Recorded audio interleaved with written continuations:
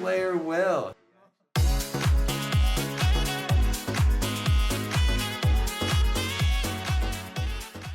Good morning, Oren Will here, ready with a news. I'm totally kidding, guys. I'm sorry. I had to give it a shot one time. There we go. This feels a little more comfortable here now. Welcome back, Visions fans. Ready Player Will here. It is news day, and boy, did we get some news with the Trials of Mana collaboration incoming. We talked about it in depth on the podcast last night between JB79 and myself, but here is a nice, short and sweet, condensed version for you of what we are to expect. So the first thing to look out for is on the 25th, we are getting the scheduled maintenance. So obviously we'll get some Visior with that, but make sure to get everything done that day before the maintenance period hits, depending upon where your time zone is. We are also getting an update on the front line here, where this is where they add some quality of life updates. Admittedly, this one is not groundbreaking. This is one where that the units that you place in the barracks will now get both JP and the unit shards, whereas formerly you had to pick and choose which one you wanted. This one's not exceptional, but I'll be honest, for people that like to slow build their units and leave them in there for a month or two at a time, it actually is kind of a nice quality of life that you don't have to worry about transferring any JP or running keys on the stages or however people are getting their JP nowadays, that they'll hopefully get up to speed a lot quicker in unlocking their abilities at max level because of this. So thanks, I guess.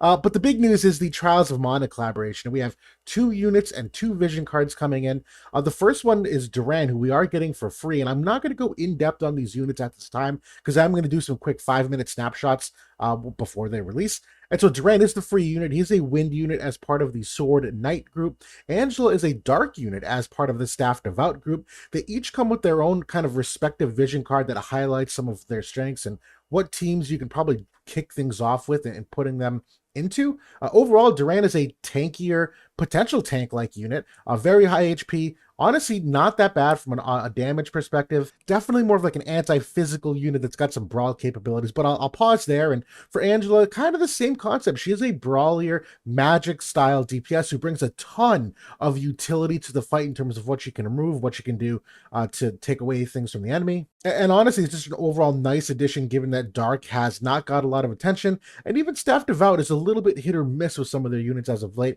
Overall, a good unit to look forward to too. Both of their vision cards I am big fans of. It's always a question of whether you should pull or not. We'll get into that more in depth later, but the Duran vision card joins Sword Knight and Staff Black Mage even further than they already are. Even Book here too, which is excellent for the new Summer Resnick unit that was introduced a month ago. It also, very noteworthy, has 15% curse resistance on it, so that does apply to the unit, any unit you put this on. So this does have some value there in the Sephiroth meta at the moment, so that alone is very much noteworthy. And the Angela vision card, this is another one that's really good for the Staff Devout. It does link up Sword Warrior in an additional way as well, but this is really more of like a magic oriented card for that class. Still a very good card overall. Now, in addition to that, couple things here, we are getting the Chocobo Expedition stage updated to the Mole Bear Moors. This is where you can get the currency for the event in terms of the Mog Shop exchange, as well as obviously the shards for the unit. So absolutely recommend switching your Chocobo missions to this so that you can accumulate those shards a little bit faster.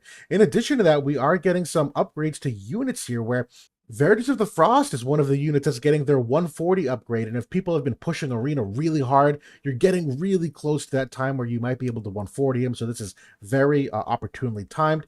In addition to that, we are also getting some limit break upgrades, both for Alaya the Alabaster, the Lightning Alaya, and Bronwell. The Lightning Alaya one is absolutely one to upgrade. Very much look forward to that. That's definitely going to make her a lot better than she already is, and she's already in a pretty good spot. So this is a great limit break upgrade to look forward to.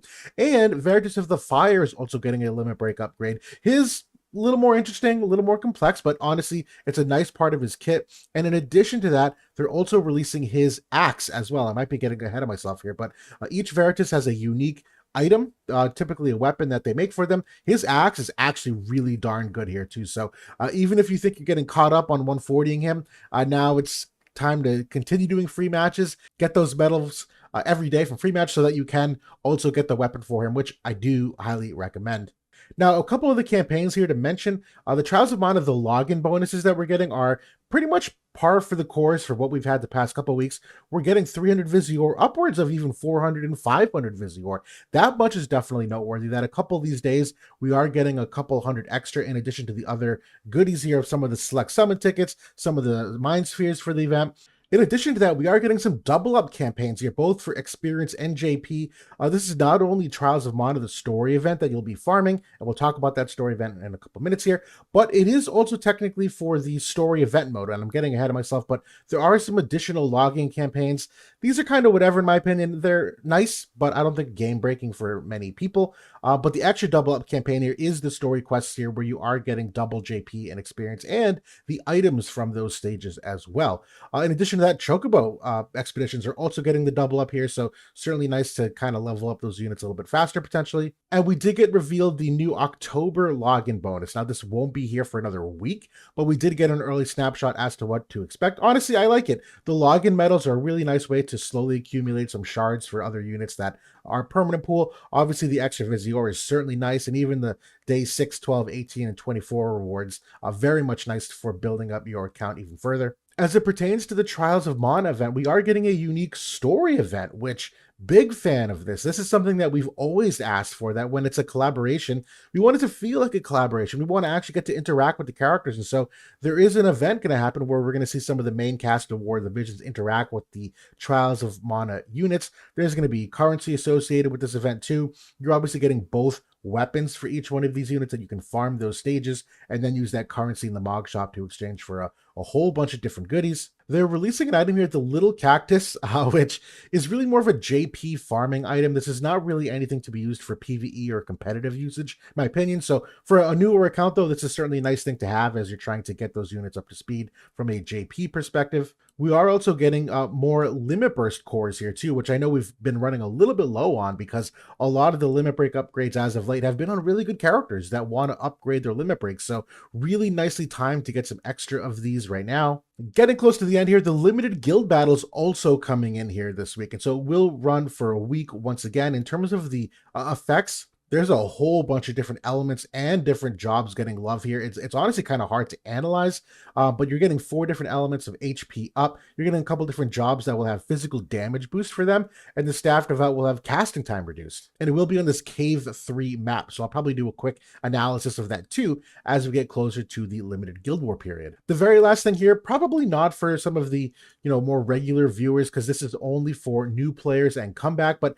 they are doing some special banners here that for new players, you are getting a select 120 unit of 4 really overall strong units here. And in addition to that, this was something that I went over in my new player video. I don't know how often they run this, but if it wasn't running before, I'm certainly glad it's running now. This is an exceptionally strong banner to get level 120 of your choice of any one of these 3 units at each one of the steps. 2 thumbs up for how powerful this is for new accounts. So if you're looking to re-roll, if you have friends that left the game that were thinking about coming back, definitely let them know that this is the best possible banner they could get to really quickly get back up to speed, at least a little bit here. And in addition to that, new players, you're also getting an additional 120 UR guaranteed, and it looks to be another select. And there is something slightly misleading here.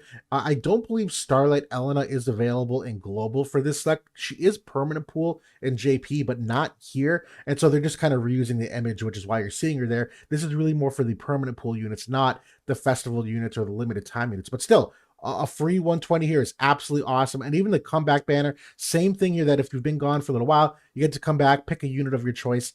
2 thumbs up for just throwing it in here for those people that may have stepped away, may have been disenfranchised with the game for a while. Obviously, we as regular players would love to get something like this. And that being said, we still don't know what the shop looks like, so maybe there will be a really economical deal for us to do something similar to this, but at the very least, it's nice of them to do something better than nothing. But that's virtually everything for the news update coming this week. A lot's going to be happening in the game just because of the new introduction of the vision cards and the units, not only this week, but the following weeks after that. There's a lot to look forward to, quite honestly, but that's it for now. I'll keep things short. Thanks for watching, and I'll talk to y'all later.